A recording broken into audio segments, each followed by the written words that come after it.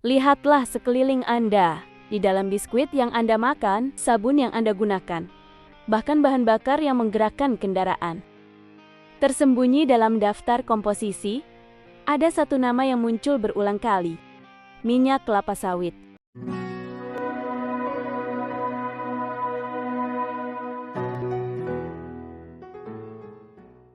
Ia adalah komoditas tak terlihat yang membentuk dunia modern. Namun, pernahkah Anda bertanya, dari mana asalnya? Ini bukanlah kisah tentang perkebunan modern dan industri raksasa. Ini adalah perjalanan epik yang dimulai ribuan tahun lalu, di jantung benua yang kaya akan misteri. Kisah kita berawal di hutan hujan tropis Afrika Barat, tanah kelahiran pohon kelapa sawit Elais guineensis. Jauh sebelum menjadi komoditas global, ia adalah pohon kehidupan. Selama lebih dari 5.000 tahun, masyarakat di sekitar Nigeria, Ghana, dan Kamerun telah memanen buahnya. Bayangkan sebuah desa kuno. Para wanita berkumpul, menumbuk buah sawit merah matang dalam lesung batu. Sebuah proses padat karya yang diwariskan dari generasi ke generasi. Buah yang telah ditumbuk kemudian direbus dalam kuali besar, hingga minyak merah keemasan yang berharga terpisah dan mengapung ke permukaan. Minyak ini adalah denyut nadi peradaban mereka. Sebagai bahan masakan utama, ia memberikan nutrisi vital. Sebagai obat, ia menyembuhkan. Dan dalam ritual, ia menjadi simbol status dan spiritualitas. Dari satu buah, mereka bahkan bisa menghasilkan 2 jenis minyak. Minyak sawit dari daging buahnya dan minyak inti sawit dari bijinya, masing-masing dengan kegunaan unik. Selama ribuan tahun, harta karun cair ini menjadi rahasia Afrika. Hingga pada abad ke-15, para pelaut Portugis yang berani tiba di pesisir barat Afrika. Di tengah pencarian mereka akan emas dan rempah-rempah, mereka menemukan sesuatu yang tak terduga: minyak yang tak mudah rusak. Di zaman di mana lemak hewani cepat tengik dalam pelayaran panjang, minyak sawit adalah sebuah keajaiban stabil, tahan lama, dan serbaguna. Namun, ia tetaplah barang dagangan eksotis dalam skala kecil. Lompatan besarnya ke panggung dunia baru terjadi 300 tahun kemudian. Pada tahun 1848, beberapa benih sawit yang berharga berhasil menempuh perjalanan dari Afrika ke Eropa. Di dalam rumah kaca megah kebun botani Amsterdam, seorang botanis bernama Nicolaas Jacquin menanamnya. Untuk pertama kalinya, pohon kehidupan Afrika ini berhasil tumbuh di tanah asing. Di balik kaca rumah botani itu, sebuah bibit kecil kini menyimpan takdir untuk mengubah pertanian, memicu revolusi industri, dan membentuk ulang peta ekonomi dunia selamanya. Perjalanannya baru saja dimulai. Kemudian, sebuah benih tunggal dari Afrika telah berhasil bertunas di bawah atap kaca kebun botani Amsterdam. Sebuah pencapaian ilmiah, sebuah koleksi eksotis. Namun takdirnya jauh lebih besar dari sekadar menjadi pajangan. Pada saat yang sama, di seberang lautan, sebuah revolusi tengah berkobar. Revolusi industri. Kota-kota seperti London dan Manchester bermetamorfosis menjadi pusat pabrik raksasa. Namun dengan harga yang mahal, jelaga, kotoran, dan mesin-mesin yang haus akan pelumas. Mesin-mesin uap yang menjadi jantung industri ini membutuhkan minyak agar tidak macet. Di sisi lain, jutaan pekerja yang memadati kota membutuhkan sabun yang terjangkau untuk melawan penyakit. Lemak hewani tradisional tidak lagi cukup. Eropa sedang lapar akan minyak murah. Dan jawabannya datang dari buah sawit Afrika. Pengusaha visioner seperti William Lever di Inggris menyadari potensinya. Ia membangun kerajaan sabun Sunlight Nia di atas minyak sawit, menjanjikan kebersihan kepada massa untuk pertama kalinya. Permintaan meledak. Inggris dan Prancis tidak lagi puas hanya berdagang. Mereka mulai membangun perkebunan besar-besaran di koloni mereka di Afrika, mengamankan pasokan untuk pabrik-pabrik mereka. Teknologi baru seperti mesin pengepres mekanis diperkenalkan, menggandakan produksi dan mengubah industri rumahan kuno menjadi operasi industri yang efisien. Kelapa sawit telah menemukan panggung globalnya. Sementara Eropa mengubah minyak sawit menjadi emas industri. Benihnya diam-diam memulai perjalanan lain, sebuah perjalanan ke timur. Pada tahun 1848, 4 anakan sawit dari Amsterdam dikirim dalam sebuah misi botani rahasia. 2 di antaranya selamat dalam pelayaran panjang dan tiba di Hindia Belanda, tepatnya di Kebun Raya Bogor. Di sini, di bawah pengawasan para peneliti Belanda, pohon-pohon itu tumbuh dengan subur, jauh lebih megah daripada di Eropa. Awalnya, mereka tidak dilihat sebagai potensi industri. Sebaliknya, keturunannya dikirim ke Delhi, Sumatera, untuk ditanam sebagai pohon peneduh yang eksotis di sepanjang jalan perkebunan tembakau yang makmur. Sebuah simbol status bagi para tuan kebun yang kaya. Namun, saat para pengusaha perkebunan itu memandang pohon-pohon palem minyak yang gagah ini, mereka melihat lebih dari sekadar keindahan. Mereka melihat iklim yang identik dengan Afrika. Mereka mencium aroma keuntungan yang sama dengan yang diraup pabrik-pabrik di Eropa. Semua bagian teka-teki kini berada di tempatnya. Permintaan industri dari Eropa sangat besar. Iklim di Sumatera terbukti sempurna. Dan benihnya, yang semula hanya tanaman hias, telah berada di depan mata mereka. Di tanah Delhi yang subur, kelapa sawit berada di ambang transformasi terbesarnya. Dari sekadar ornamen eksotis, ia akan menjadi fondasi sebuah kerajaan agrikultur baru. Pertanyaannya bukan lagi jika, tetapi kapan dan siapa? Siapakah pionir yang akan mengambil risiko dan mengubah kebun hias ini menjadi lautan emas cair?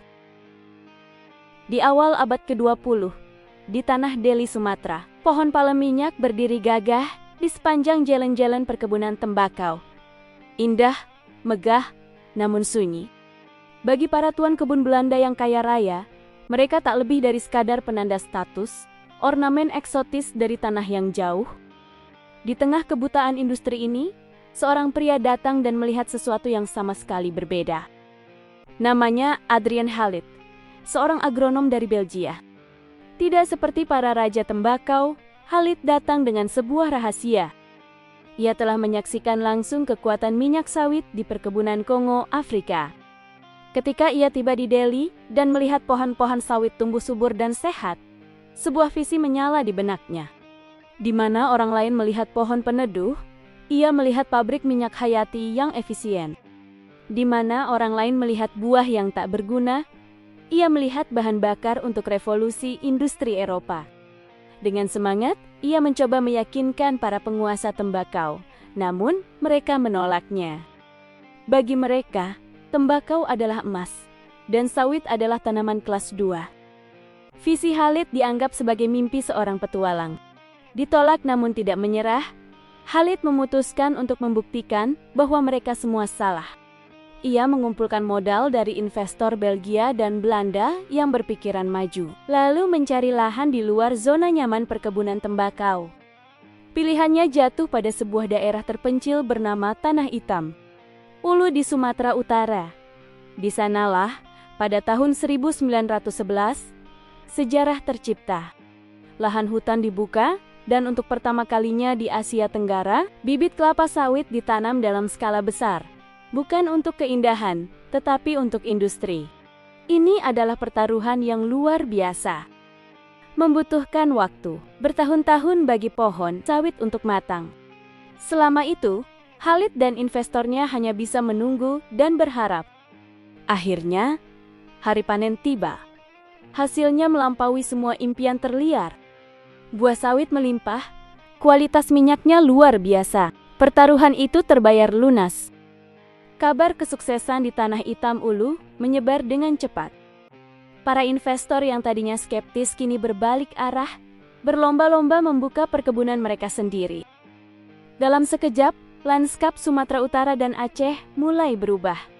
Hutan-hutan ditebangi, digantikan oleh barisan pohon sawit yang rapi. Pada dekade sekitar tahun 1920, Hindia Belanda, yang tadinya bukan siapa-siapa, telah melesat menjadi salah satu produsen minyak sawit terbesar di dunia, menyaingi koloni-koloni Afrika. Di Pelabuhan Belawan, drum-drum berisi emas cair Sumatera mulai dikirim ke seluruh dunia. Fondasi sebuah industri raksasa telah diletakkan. Namun, fondasi ini akan segera diuji. badai Perang Dunia dan api revolusi kemerdekaan akan segera melanda, mengancam untuk menghancurkan semua yang telah dibangun. Pada puncak kejayaannya, industri kelapa sawit Hindia Belanda tampak tak terkalahkan. Namun, gemuruh mesin perang di Eropa dan Asia segera tiba di pesisir Sumatera. Saat Jepang menginvasi pada tahun 1942, tatanan yang telah dibangun selama puluhan tahun runtuh dalam sekejap. Para pengusaha perkebunan Belanda melarikan diri atau menjadi tawanan. Perkebunan-perkebunan emas cair itu kini terbengkalai. Prioritas perang mengubah segalanya. Pohon-pohon sawit yang dulu dirawat dengan cermat, kini diselingi tanaman pangan untuk menopang mesin perang Jepang. Setelah Jepang menyerah, perjuangan belum berakhir. Api revolusi kemerdekaan berkobar. Perkebunan yang dulu menjadi simbol kemakmuran kolonial, kini menjadi medan pertempuran dan tempat berlindung bagi para pejuang gerilya. Puncaknya, pada sekitar akhir tahun 1950, di bawah semangat nasionalisme, Presiden Soekarno menasionalisasi seluruh aset perkebunan Belanda. Lahirlah Perusahaan Perkebunan Negara atau PTPN. Bendera merah putih berkibar dengan bangga, namun di baliknya, industri ini sekarat. Ditinggal para ahli teknisnya dan kehabisan modal, produksi minyak sawit Indonesia anjlok ke titik terendah dalam sejarah. Titik balik datang bersama era Orde Baru. Di bawah pemerintahan Presiden Soeharto, pembangunan menjadi mantra utama. Kelapa sawit dilihat sebagai kunci untuk dua tujuan strategis, menghasilkan devisa ekspor yang sangat dibutuhkan, dan mengakhiri ketergantungan pada impor minyak goreng. Sebuah skema ambisius pun diluncurkan, Perkebunan Inti Rakyat atau PIR. Konsepnya brilian, perusahaan besar sebagai inti akan membina para petani kecil di sekitarnya yang disebut plasma. Petani, banyak diantaranya adalah transmigran dari Pulau Jawa yang padat, diberikan lahan dan bibit unggul. Perusahaan inti menjamin akan membeli panen mereka. Program ini bukan hanya tentang sawit, ini adalah program tentang pemerataan ekonomi, menyebarkan harapan baru bagi ribuan keluarga di seluruh Nusantara. Hasilnya adalah sebuah ledakan. Dari sekitar akhir tahun 1970 hingga sekitar tahun 1990, lanskap Sumatera dan Kalimantan berubah secara dramatis. Hutan dan lahan kosong bertransformasi menjadi lautan kelapa sawit yang teratur. Produksi meroket, dan pada awal milenium baru, Indonesia secara resmi merebut tahta dari Malaysia sebagai produsen minyak sawit terbesar di dunia. Sebuah kisah sukses pembangunan yang luar biasa. Namun, saat asap dari pembukaan lahan baru membubung di Cakrawala, membuat pertanyaan-pertanyaan baru yang rumit mulai muncul. Keberhasilan ekonomi ini mulai menarik perhatian dunia karena alasan yang berbeda. Seberapa besar dampak ekspansi ini terhadap lingkungan? Sebuah debat global akan segera dimulai. Setelah menaklukkan pasar dunia, industri kelapa sawit Indonesia kini berdiri di sebuah persimpangan krusial. Jalan lama yang mengandalkan ekspansi lahan telah mencapai batasnya, terhalang oleh isu lingkungan dan tekanan pasar global. Untuk bertahan dan tetap relevan, industri ini tidak punya pilihan selain menempuh jalan baru. Sebuah jalan yang didasarkan pada ilmu pengetahuan dan inovasi digital. Masa depan kelapa sawit tidak lagi ada di dalam hutan, tetapi di dalam laboratorium. Revolusi ini dimulai dari dalam kebun itu sendiri. Drone pengintai kini terbang di atas perkebunan, memindai kesehatan setiap pohon. Di pusat-pusat riset, para ilmuwan tidak lagi sekadar menyilangkan bibit. Mereka memecahkan kode genetik kelapa sawit untuk menciptakan varietas super yang menghasilkan lebih banyak minyak di lahan yang lebih sempit dan lebih tahan terhadap perubahan iklim. Inilah era intensifikasi. Sebuah pergeseran fundamental dari memperluas menjadi memperdalam. Teknologi memberdayakan petani untuk bekerja lebih cerdas, menggunakan data untuk pemupukan yang presisi dan manajemen panen yang efisien, memastikan tidak ada setetes pun potensi yang terbuang. Namun, revolusi terbesar terjadi setelah buah sawit dipanen. Di dalam kilang-kilang oleokimia yang canggih, minyak sawit mentah dipecah menjadi blok bangunan molekuler. Inilah proses hilirisasi, sebuah alkimia modern yang mengubah minyak sawit menjadi bahan dasar untuk ratusan produk yang kita gunakan setiap hari. Dari tekstur lembut dalam lipstik dan es krim, bahan pengikat dalam obat-obatan, hingga surfaktan kuat dalam deterjen, dan bahkan bahan bakar biodiesel. Minyak sawit telah berevolusi dari sekadar komoditas pangan menjadi platform kimia serbaguna yang menopang gaya hidup modern. Kini, kisah kelapa sawit adalah kisah tentang menavigasi sebuah dunia yang sangat kompleks. Ia berada di pusat perang dagang, kompetisi teknologi, dan tuntutan keberlanjutan yang semakin tinggi. Perjalanannya, yang dimulai dari buah liar di Afrika, telah melintasi 5 abad sejarah manusia, mencerminkan kemajuan, keserakahan, dan kecerdasan kita.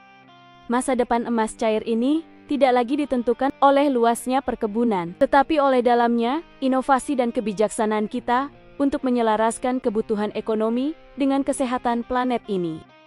Sebuah kisah yang belum usai, dan kita semua adalah bagian dari bab selanjutnya. Memasuki abad ke-21, Indonesia telah mencapai apa yang tidak terbayangkan seabad sebelumnya. Dari beberapa anakan sawit di kebun raya Bogor, negara ini telah menjadi raja minyak sawit dunia yang absolut, memasok lebih dari separuh kebutuhan planet ini. Industri ini menjadi tulang punggung ekonomi, memberikan lapangan kerja bagi jutaan petani dan pekerja, serta menghasilkan devisa miliaran dolar. Sebuah kisah sukses pembangunan yang fenomenal. Namun, saat Indonesia berada di puncak, dunia mulai mengajukan pertanyaan yang sulit. Kesuksesan ini datang dengan biaya yang sangat besar. Citra satelit menunjukkan laju deforestasi yang mengkhawatirkan.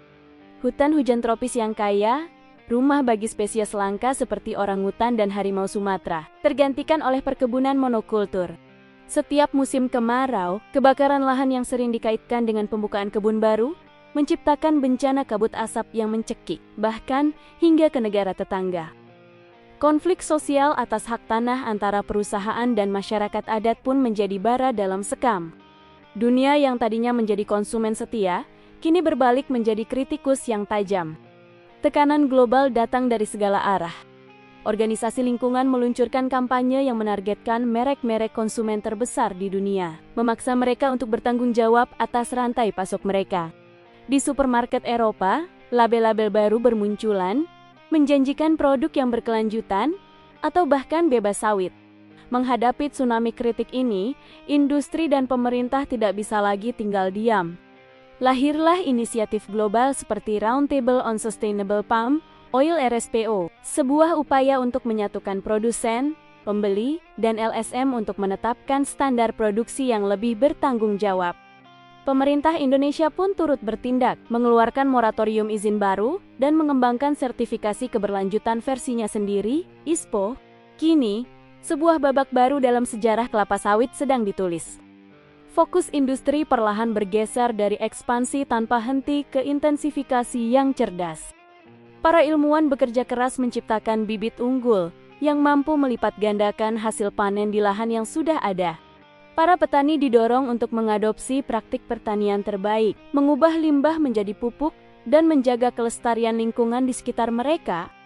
Kisah kelapa sawit, yang dimulai dari buah liar di hutan Afrika, telah melalui perjalanan panjang melintasi benua dan zaman. Ini adalah kisah tentang kebutuhan dasar manusia, tentang inovasi yang luar biasa, tentang kesalahan yang mahal, dan tentang kapasitas kita untuk belajar dan mencari jalan yang lebih baik. Masa depan emas cair ini, dan sebagian dari masa depan planet kita, kini bergantung pada pilihan yang kita buat hari ini. Semua berawal dari sini, sebuah buah tunggal dari jantung hutan Afrika. Siapa sangka, takdirnya adalah menaklukkan dunia, menjadi bahan bakar revolusi, membangun sebuah bangsa, dan memicu perdebatan global yang sengit. Dalam perjalanan ini, kita telah menyusuri jejaknya selama 5 abad. Dari tangan-tangan terampil di desa Afrika, melintasi lautan di atas kapal dagang Eropa, bertunas di bawah atap kaca Amsterdam, hingga akhirnya meledak menjadi lautan perkebunan di tanah subur Asia Tenggara. Kita telah melihatnya sebagai pelumas mesin industri, sebagai fondasi kekayaan kolonial, sebagai harapan baru bagi sebuah bangsa yang merdeka, dan kini, sebagai pusat dilema lingkungan di era modern. Inilah warisan kelapa sawit. Sebuah anugerah sekaligus sebuah kutukan. Ia adalah dua sisi dari mata uang yang sama, yang tidak dapat dipisahkan. Di satu sisi, ia adalah emas cair yang telah mengangkat jutaan petani dari jurang kemiskinan dan menjadi tulang punggung ekonomi sebuah negara besar. Di sisi lain, ia meninggalkan jejak kerusakan ekologis yang dalam, mengubah hutan hujan menjadi monokultur dan mengancam keanekaragaman hayati. Memujinya secara buta adalah tindakan naif. Namun, mengutuknya secara total berarti menutup mata pada jutaan manusia yang hidupnya bergantung padanya, dari hulu hingga hilir. Karena pada akhirnya, ini bukanlah kisah tentang pohon atau minyak. Ini adalah kisah tentang kita, tentang manusia. Di balik setiap angka statistik, ada wajah seorang petani yang berharap panennya dapat menyekolahkan anaknya. Ada wajah seorang aktivis yang berjuang untuk masa depan planet ini. Ada wajah seorang ilmuwan yang mencari solusi. Dan ada wajah kita sendiri, sebagai konsumen, yang setiap hari membuat pilihan yang dampaknya terasa hingga ke belahan dunia lain.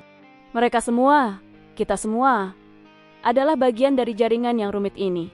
Setelah menelusuri jejaknya selama 500 tahun, pertanyaan yang tersisa bukan lagi hanya untuk para politisi atau CO. Pertanyaannya kini untuk kita semua. Sebagai bagian dari rantai global ini, peran apa yang akan kita pilih untuk menulis bab selanjutnya dari kisah emas cair? Terima kasih telah mengikuti perjalanan panjang ini. Dukung terus kanal Asaindo dengan cara subscribe, like, komentar, dan bagikan video ini agar kami dapat terus menghadirkan kisah-kisah mendalam lainnya dari Asia. Sampai jumpa!